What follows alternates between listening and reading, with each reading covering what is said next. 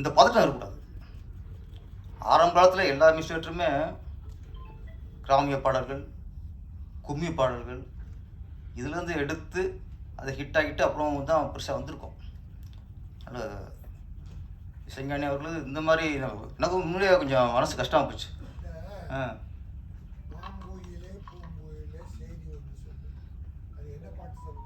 நீங்கள் சொல்லுங்கள். ஆமாம், ஏறுமயில் ஏறி விளையாடும் மயில் ஒன்று, மாங்குயிலே பூங்குயிலே. உங்கள் மேலே கேஸ் போடணும் நீங்கள். அதுக்கு முருகர் தான் போடணும். திருப்பரங்குன்றம் முருகர் வருவார்.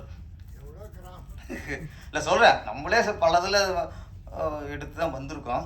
சரி, அது கொஞ்சம் மஸ்ஸு ஒரு வளர கலைஞர் இல்லை சார், எல்லாருக்கும் தான். அவங்களுக்கு அதோட பயம். லைவில் போயிட்டுருக்கு, டப்புன்னு கட் ஆயிடுறாங்க. அந்த படத்தோட தயாரிப்பாளர் அனுரத்னா அவருக்கு வாழ்த்துக்கள்.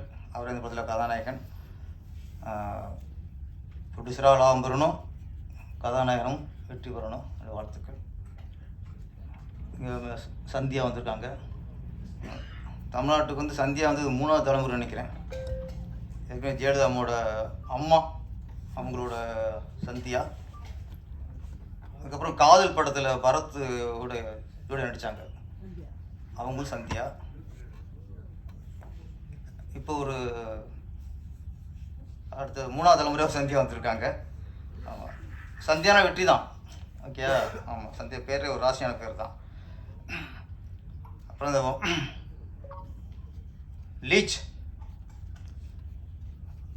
இப்போலாம் நிறைய படங்கள் இப்போ இங்கிலீஷ் ஸ்டேட்டாக வருது. ஆனால் ஒரு வகையில் ஒரு திரைப்படங்கள் தான் இப்போ நமக்குலாம் ஆங்கிலத்தை கற்றுக் கொடுக்குதுன்னு ஒரு தோணுது. இப்போ பீஸ்ட்னு படம் வந்துச்சு, உங்களுக்கு தெரில. நம்ம கேட்போம் என்ன மீனிங்ட்டு. அப்போ சொன்னாங்க இது மிருகம் அப்படின்னாங்க. கோட்னு வந்துச்சு, இன்னும் தெரில உங்களுக்கு என்ன ஆடு அப்படின்னாங்க. இப்போ லீச்னு நமக்கு தெரில. நான் கேட்டேன், இது அட்டைப்பூச்சினாங்க. இன்றைக்கு வந்து தமிழர்களுக்கு வந்து படங்கள் தான் இங்கிலீஷை கற்றுக் கொடுத்துருக்குன்னு நினைக்கிறேன். மலையாள இயக்குனர் பாசில் அவர்கள்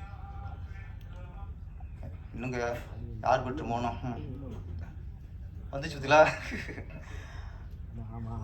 ஆமாம், பாசில் அவர்கள் தமிழில் படம் பண்ணும்போது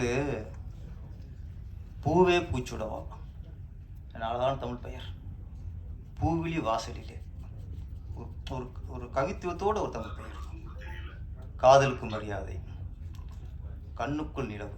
இதெல்லாம் ஒரு காலகட்டம். மலையாள இயக்குனர் வந்தால் கூட தமிழ் வைக்கும்போது அவ்வளோ அழகான தமிழ் பேர் வைப்பாங்க.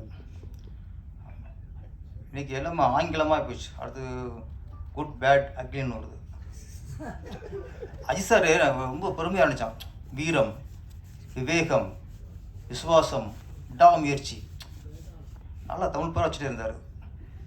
திரும்ப அவரும் குட் பேட் அக்லின்னு வச்சிட்டாரு. திரும்ப தமிழ் பேர் எல்லாருமே பெரியவர்களாக கொஞ்சம் தமிழ் பேர் வச்சா தான் நல்லது. நம்ம தான் இங்கே வந்து சும்மா மும்மொழி இருமொழிங்கிறோம். அது திரையுலகம் கடைப்பிடிக்கணும்ல. ஸ்கூலில் மட்டும்தானா மொழி? இங்கேயும் தமிழ் திரையுலகம்னா தமிழ் படங்கள்னா அதுலேயும் தமிழ் கொஞ்சம் பார்த்துக்கணும்.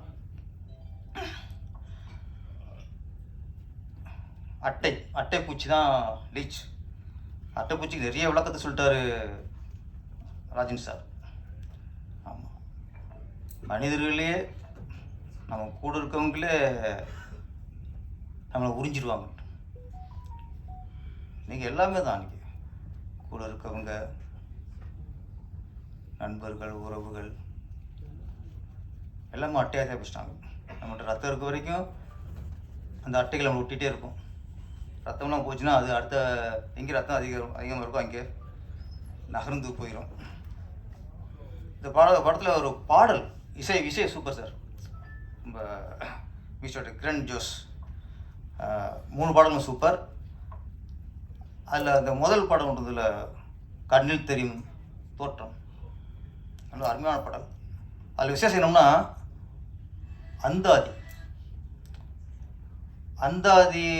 அந்தாதியில் பாடல் வந்து ரொம்ப வருஷமாச்சு. தமிழ் ரொம்ப அபூர்வம். ஒரு சில பாடல் வந்திருக்கு.